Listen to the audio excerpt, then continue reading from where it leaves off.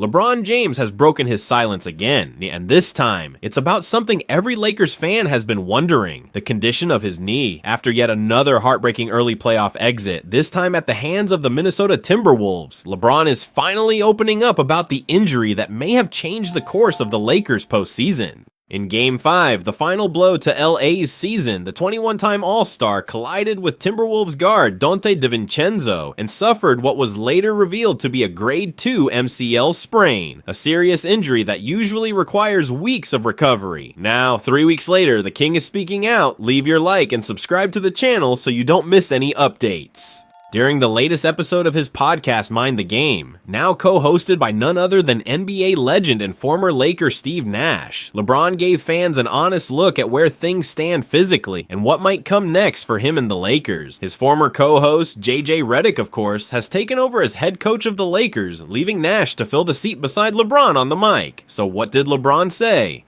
"Did you see me limping here?" he asked with a smirk.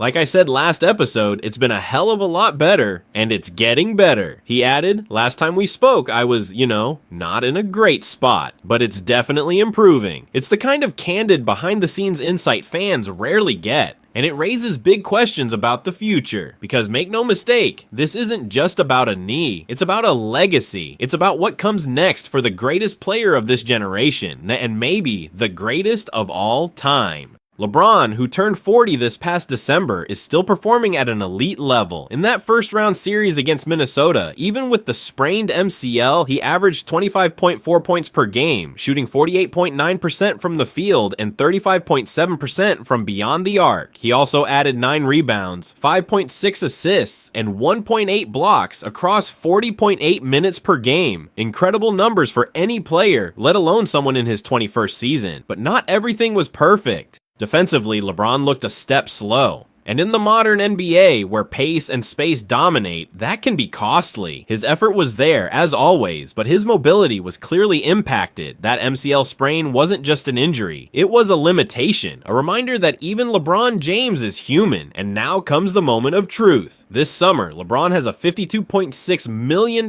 player option for the 2025-26 NBA season. If he picks it up, it would mark his record-breaking 23rd year in the league, an achievement no one thought was possible when he entered the NBA as a teenager out of Akron, Ohio. But there's another possibility. LeBron could decline the option and sign a new 1+1 contract, giving him a guaranteed year in Los Angeles while maintaining flexibility to reassess after the 2025-26 season. This approach would also allow him to negotiate a different salary structure, perhaps giving the Lakers a bit more cap space to work with. Or he could walk away from it all. Retirement has been hinted at, though never directly confirmed. And there's always the wild card, teaming up with his son, Bronny James, who recently declared for the NBA draft. If a team takes Bronny, could LeBron follow? That possibility alone will keep front offices around the league guessing, and Lakers fans holding their breath. But here's the reality. As it stands, LeBron is still under contract, and the Lakers, as currently built, don't appear ready to compete for a title. Not with aging stars, inconsistent bench play, and a front office that hasn't always delivered in the clutch. Sure, the Lakers have room to make moves this offseason. They could pursue another star.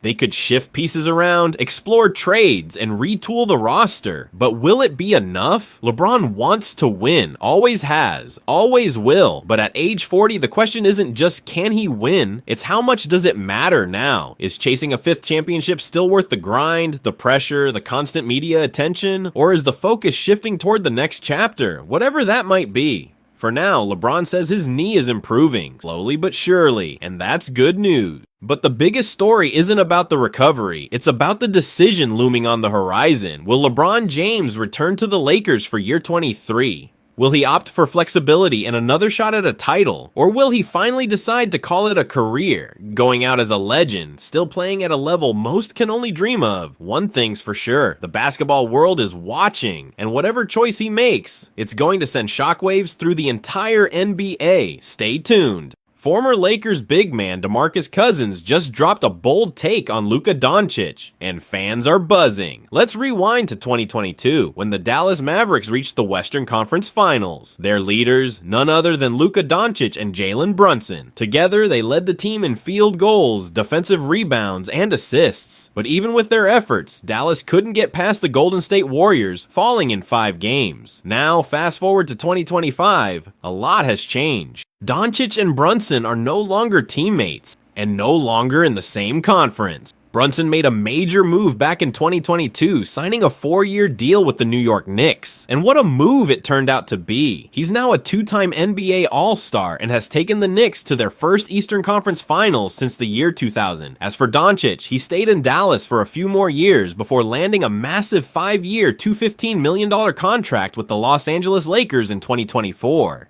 But his first playoff run in LA was short-lived. The Lakers were knocked out in the first round by the Minnesota Timberwolves in just 5 games. Back in that 2022 playoff run, Luka Doncic was already being hailed as one of the brightest young stars in the league. His court vision, step-back threes, and fearless drives into the paint made him nearly unguardable. Brunson, meanwhile, was emerging as a reliable second option, proving he could handle big moments and contribute at a high level under pressure. Though they were swept aside by a more experienced Warriors team, the duo left a strong impression on fans and analysts alike. When Brunson decided to leave Dallas and join the Knicks, many questioned if he could truly be a franchise cornerstone. New York had been struggling to build a winning culture, and placing that burden on Brunson's shoulders seemed risky. But season after season, Brunson silenced the critics. His leadership, composure, and ability to create offense transformed the Knicks into a legitimate contender in the Eastern Conference. Doncic, on the other hand, remained loyal to Dallas for a while, hoping the front office could surround him with the right pieces. But after repeated playoff disappointments, he made the blockbuster move to Los Angeles in 2024. The expectations were sky high. Pairing Luka with the bright lights of Hollywood and the legacy of the Lakers franchise created massive buzz around the league. Unfortunately, the transition didn't lead to the immediate success many had hoped for. Chemistry issues, coaching adjustments, and a competitive Western Conference made the road tough.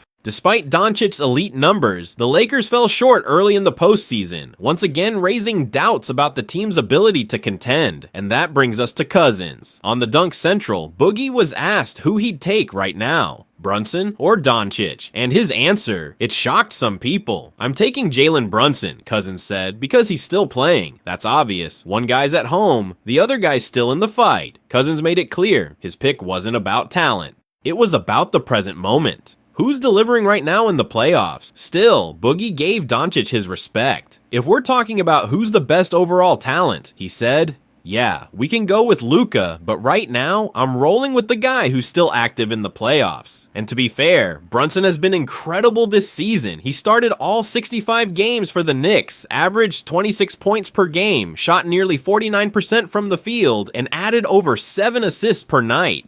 Luka wasn't far behind, even with fewer games played. In 28 appearances with the Lakers, he averaged 28.2 points, 8.1 rebounds, and 7.5 assists. But his shooting percentage was lower, just under 44% from the field. This is where Demarcus Cousins' commentary comes in with such power. As a former All-Star center who knows the highs and lows of the NBA grind, his words carry weight. By choosing Brunson over Doncic, even temporarily, Cousins is making a strong statement about what matters most in basketball, winning when it counts. It's not that Luka isn't phenomenal. He is. His skill set is rare, and his stats back it up. But in the NBA, success is often defined not just by how many points you score, but by when you score them. It's about leadership in the clutch, galvanizing a team, and pushing through adversity. Right now, Brunson is doing exactly that. And let's not forget the historical context. The Knicks have not been this deep in the playoffs in over 2 decades. New York is one of the league's most iconic markets, and bringing them back to the top would cement Brunson's legacy forever. If Brunson continues his playoff heroics and delivers a title to the Big Apple, the conversation around him will change dramatically.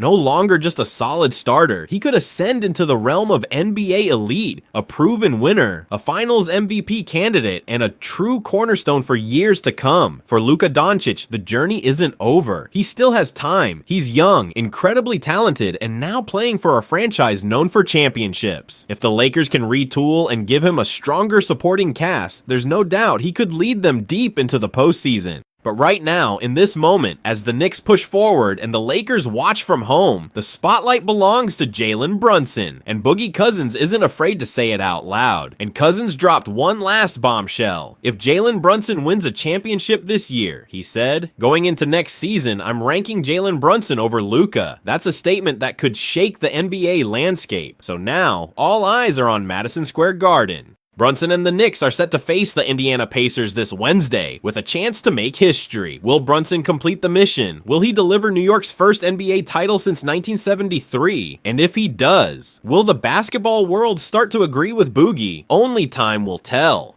According to a report from ESPN's Shams Charania, former NBA Most Valuable Player Giannis Antetokounmpo is currently in a phase of serious reflection about his future. The superstar is said to be open-minded about whether he should continue his career with the Milwaukee Bucks, the team he's been synonymous with for years, or explore opportunities elsewhere. This is big news considering how long Giannis has been the face of the Bucks franchise, leading them to an NBA championship in 2021 and establishing himself as one of the league's most dominant players. So, what exactly does this mean for the NBA landscape? First and foremost, it signals that Milwaukee can no longer take for granted that Giannis will remain with them indefinitely. The Greek freak himself has not publicly committed to any definitive path or destination, which has immediately sparked a wave of rumors and speculation among fans, analysts, and insiders alike. Among the many questions now swirling in the NBA world is, could Giannis Antetokounmpo end up on the Los Angeles Lakers? This is perhaps one of the most talked about scenarios in recent NBA offseasons. The Lakers, a franchise steeped in championship history, have been aggressively trying to rebuild and retool their roster after suffering early playoff exits in 3 of the past 5 seasons. The Lakers' high-profile acquisition of Luka Doncic in a blockbuster trade shocked the basketball world and set the stage for what many believe could be the formation of a new super team in Los Angeles. If Giannis were to join forces with Luka Doncic and possibly LeBron James, who remains a key player despite the inevitable question of how much longer he'll continue, it could be a seismic shift in the NBA power structure. This potential trio could rival some of the greatest lineups the league has ever seen. However, making such a move is far from simple. When sportscaster Kay Adams asked Shams Charania directly about the plausibility of Giannis joining the Lakers, Charania was clear. Even Giannis himself hasn't settled on a decision yet. The primary driver for him remains winning another NBA championship. Giannis openly expressed on his brother's podcast just last month how critical winning is to his peace of mind after retirement. He said, if I can't win another championship, I can't go to sleep at night after I'm retired. This shows that Giannis is not just chasing money or fame. He wants to find the right fit, where he has the best chance to compete and win at the highest level. And if that opportunity isn't in Milwaukee, then he's willing to look elsewhere. This is the reality the Bucks and the rest of the NBA are now facing. But when it comes to who might realistically be able to trade for Giannis, ESPN analyst Bobby Marks has offered a detailed breakdown. According to Marks, much depends on contract situations and available assets. LeBron James's decision this offseason is crucial. LeBron has a player option worth $52.6 million for the 2025-2026 season.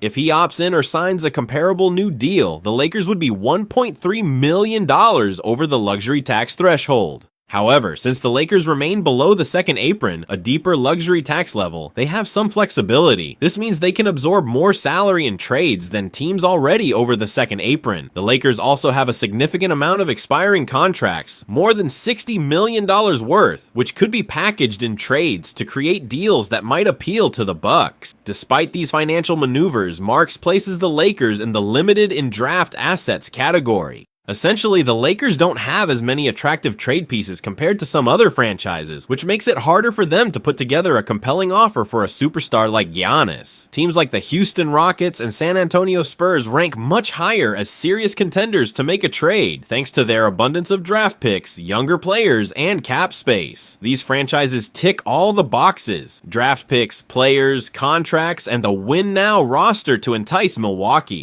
Other teams that appear to be in better positions to make offers include the Brooklyn Nets, Utah Jazz, Detroit Pistons, Memphis Grizzlies, New Orleans Pelicans, Oklahoma City Thunder, Orlando Magic, and Philadelphia 76ers. All of these teams have more assets to present in a potential trade, which could put them ahead of the Lakers in the race for Giannis. As of now, Giannis is still under contract with the Bucks, having signed a 3-year, $175 million extension that runs through the end of the 2026-2027 season. He also holds a player option for the 2027-2028 season, so from a contractual standpoint, Milwaukee still has some control over Giannis's immediate future. But as we've seen throughout NBA history, contracts don't always guarantee a player's stay. Big stars have moved on when the fit wasn't right or when they believed their championship chances were better elsewhere. Giannis's willingness to explore his options could lead to a major shakeup in the league. For the Lakers and their fans, this news offers hope and excitement. The possibility of adding a player of Giannis's caliber alongside Luka Doncic and LeBron James is tantalizing, but the obstacles, financial, strategic, and competitive, are significant.